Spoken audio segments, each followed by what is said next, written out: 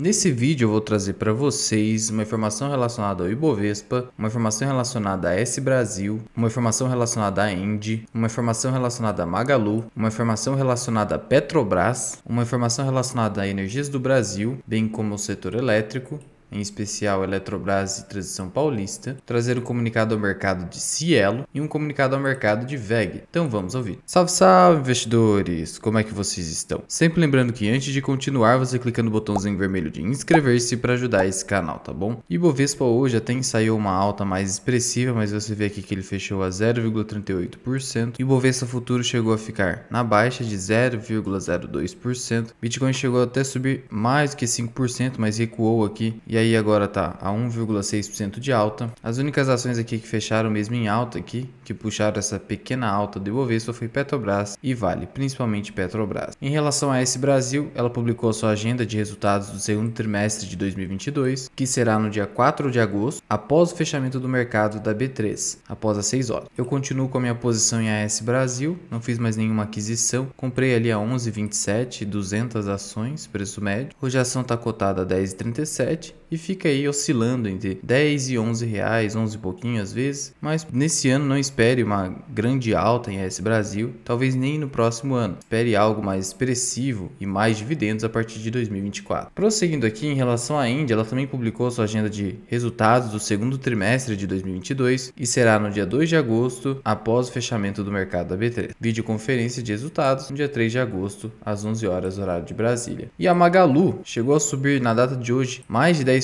com uma propaganda, uma declaração da Luísa Trajano, só que finalizou o dia com uma queda de 0,36%. Então o que aconteceu para ela ter dado toda essa oscilação? Então a Luísa Trajano, que comanda ali a Magalu, realizou ali um anúncio, uma propaganda, dizendo que vai oferecer crédito pré-aprovado para mais de 10 milhões de clientes, praticamente te dando o carnê na mão. Frente a esses juros altíssimos que estamos vivenciando de 13,25%. E por que ela está fazendo isso? Por conta da PEC que vai aumentar o Auxílio Brasil de 400 para 600 reais, bem como ali o voucher caminhoneiro. Ela quer se valer desses benefícios governamentais que vão custar só nesse ano mais de 40 bilhões de reais para conseguir ali alavancar as vendas na Magalu. No vídeo ela chega a dizer: vá a uma das nossas lojas, por favor. Então praticamente ela está implorando para o pessoal aqui ir às lojas e consumir, bem como se endividar, né? E as ações da Magalu subiram 10,43% depois desse anúncio. Aquela especulação, aquela expectativa de que haveria um grande volume de vendas nesse ano aí por conta desse crédito pré-aprovado. E aí é isso, né? Eu nem vou criticar aqui ela tá fazendo o papel dela de aumentar o volume de vendas da Magalu. Compete ao brasileiro se auto-blindar contra essas propagandas. A gente vive num capitalismo consumerista de tal modo que as empresas vão tentar te vender o máximo possível e você precisa ter a blindagem ali, ter educação financeira e saber dizer não. Por mais que esteja numa situação difícil, por mais que esteja ali entrando um dinheiro que seria, entre aspas, de graça do governo, que não é de graça, nunca será de graça, e aí diante disso você vai sentir uma vítima das empresas que estão apenas fazendo o papel dela de maximização dos lucros. Por isso, esse tipo de situação, esse tipo de propaganda pode muitas vezes até parecer ridícula e tal, você pode achar ridículo, é seu direito, mas saiba filtrar, ignore e segue o jogo. Em relação a Magalu, dentro da nossa carteira Fisher, estamos experimentando aqui uma queda de 24,69%. Nesse mês, as ações estão subindo bastante, subindo 7,36% nesse mês. Após a aprovação da PEC, ali na expectativa da PEC, as ações chegaram a subir mais de 37% em poucos dias. E a ação segue na minha carteira, apenas 500 papéis aqui. A única ação da carteira que está positiva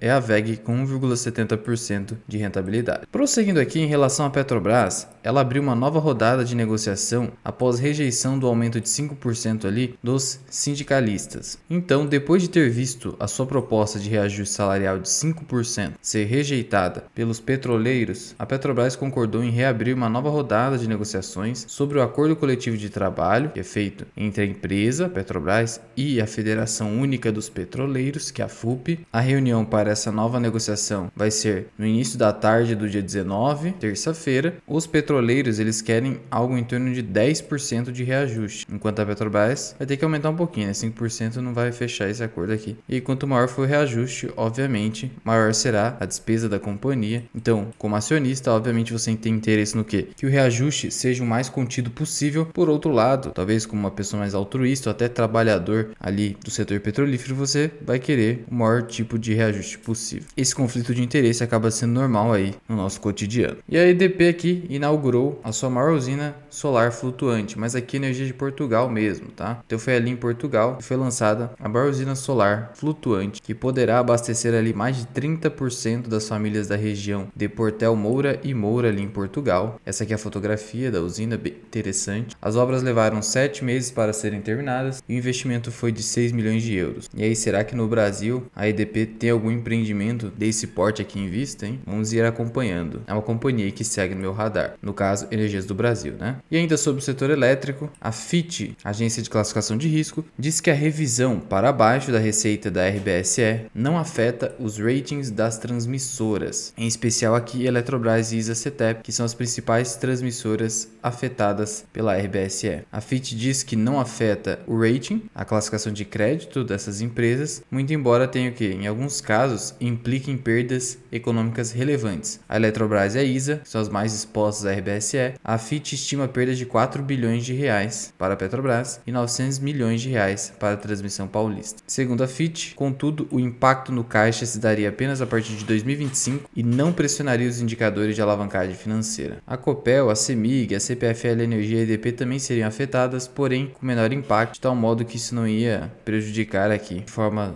relevante o caixa dessas empresas. Sendo assim, não é o fim do mundo, mas obviamente, a Transmissão Paulista, por exemplo, nesse último mês está acumulando uma perda, nos últimos 6 meses uma perda de quase 5% e no último ano quase 7%. Do seu topo até agora são quase 15% por conta justamente dessa redução no componente financeiro da RBSE e ainda revisões aí que a todo momento ocorrem pela ANEEL. Prosseguindo aqui em relação a Cielo, ela trouxe ali o ICVA, o índice Cielo de varejo ampliado do mês de junho e houve um crescimento ali de 5,9% e esse crescimento já é descontado a inflação, porque sem descontar a inflação seria de 22,8%, mas a comparação é com junho de 2021, quando ainda tinha ali os problemas da pandemia e lockdown. Segundo aí o gerente de produtos de dados da Cielo, o comércio continua em recuperação. Em junho, abre aspas, tivemos o 8º mês consecutivo de crescimento de vendas. Esse resultado está ligado a menos lojas fechadas em razão da pandemia, o que já data de um ano. O macro setor de serviços foi o que mais se beneficiou em relação às vendas, em destaque ali para turismo e transporte e bares e restaurantes. Contudo, né, como bem destacado, em relação a 2019, o varejo ainda está bem abaixo ali, né? E vai continuar com esses juros altíssimos, muito apesar de que com a nova PEC aí, que para alguns é kamikaze, para outros seria a PEC da bondade, o fato é que artificialmente o varejo vai se beneficiar nesses últimos meses do ano, mas depois voltará a ficar fraco novamente. O acumulado de IPCA até junho, 11,89%, alta de 0,67% em junho. Já a inflação do varejo ampliado, calculado pelo ICVA, foi de 16% até junho, né? Então, no geral, as vendas cresceram em comparação com o ano passado, crescerão para o restante do ano, e Cielo hoje fechou com uma alta de 2,96% por se beneficiar de um varejo um pouco mais forte ou em recuperação. No último ano, já está acumulando uma valorização de 19,77%. Desde o seu fundo aqui, ó, a R$2, quem conseguiu comprar está acumulando uma valorização de 105%. Eu comprei a 2,19, 2,20 mais ou menos aqui. Estou ganhando mais ou menos 80%. Mas minha posição é bem pequena, apenas 100 ações. Prosseguindo aqui em relação à WEG, um comunicado ao mercado em que a WEG e o grupo Cevital firmam um acordo para a constituição de uma joint venture que produzirá motores elétricos na Argélia, que é um país que se localiza ali na África do Norte. E a WEG então comunica ao mercado,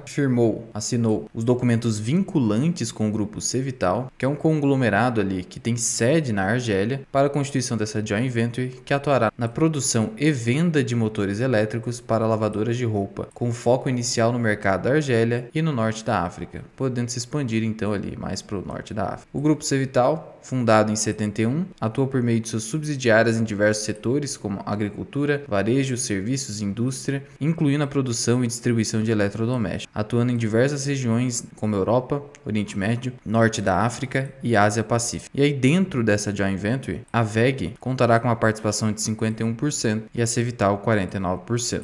Então o controle vai ficar com a WEG. A WEG fará investimentos especialmente em tecnologia e know-how para a fabricação de motores para eletrodomésticos na Argélia. A produção vai começar no quarto trimestre de 2022, ou seja, a partir de setembro ali. Mais uma expansão aí da WEG, né, que já atua em diversos países. A WEG atualmente está acumulando uma desvalorização de mais de 20%. E aí muita gente fala, putz, até uma empresa boa dessa está caindo tanto assim, caindo tanto quanto o Ibovespa? Sim, com certeza. Mas uma curiosidade aqui para vocês é que nos últimos 5 anos a WEG entregou uma rentabilidade superior a 252%, bem superior à inflação. E se você pegar o gráfico máximo aqui do Google, desde janeiro de 2000, a WEG entregou uma rentabilidade, obviamente, para quem comprou uma posição aqui, o que é muito improvável, mas hipoteticamente se isso tivesse ocorrido, de 17.313%. É uma das companhias que mais rentabilizaram dentro ali das ações negociadas na nossa bolsa. E a WEG hoje está negociada a um preço-lucro de 29 vezes. Isso está abaixo de sua média histórica,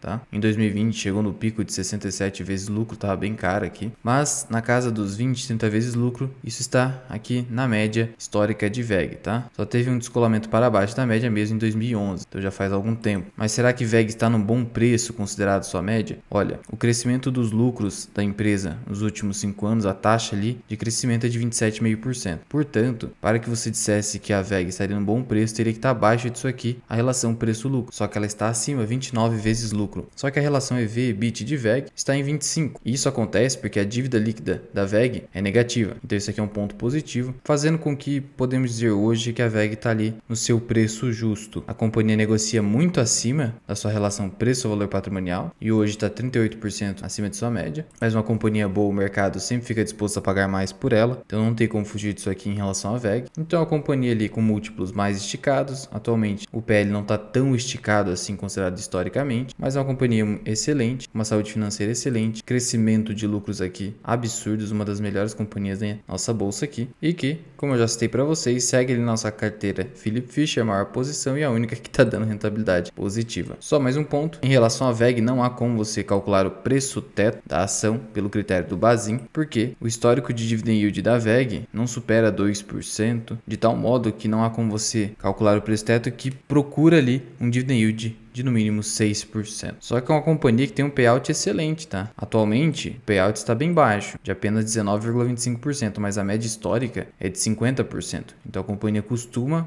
pagar bons dividendos. Acontece que, como ela é bem precificada, o dividend yield não fica elevado. Então não pense em dividendos ao investir em WEG. Só em dividendos futuros, mas muito futuros mesmo, para daqui 10, 20 anos, quando aí, por conta do seu custo de aquisição médio ser mais baixo, desde que você não aumente muito seu preço médio para frente, aí sim seu dividend yield on cost será elevado, porque a companhia vai crescer lucros e aí vai poder distribuir mais dividendos lá no futuro, e aí em relação ao seu custo de aquisição vai ficar um dividend yield bem elevado. Então, por exemplo, suponhamos uma pessoa aqui que tem um preço médio em WEG de R$12. É claro que aqui esse gráfico considera o desconto dos dividendos, mas vamos supor que tem um preço médio aqui de R$12 e que a WEG vai lá e paga 50 centavos. Vamos arredondar para 50 centavos. 50 centavos dividido por R$12, isso dá um dividend yield de 4,1%. Então você percebe que cresceu bastante. Aí vamos supor que tem uma pessoa que carrega a WEG há muitos e muitos anos e tem ali desde 2012 e não fez grandes aportes, chegando a um preço médio aí de R$5 aproximadamente, 4, R$5. Vamos colocar R$5. 50 centavos em relação a R$5 é quanto? 10%. Então essa pessoa tem um dividend yield on cost de 10% em WEG, percebeu? Empresa de crescimento é para que os dividendos sejam completamente futuros, não dividendos atuais. Mas já vai deixando aqui nos comentários. Você é investidor de WEG? O que você achou dessa parceria aqui realizada pela companhia? E em relação a essa história da Magalu? Deixe sua opinião aqui embaixo. Muito obrigado por ter ficado comigo até aqui. Eu sou o Luan, que é o canal Mirar Investing. Até o próximo vídeo. Fui!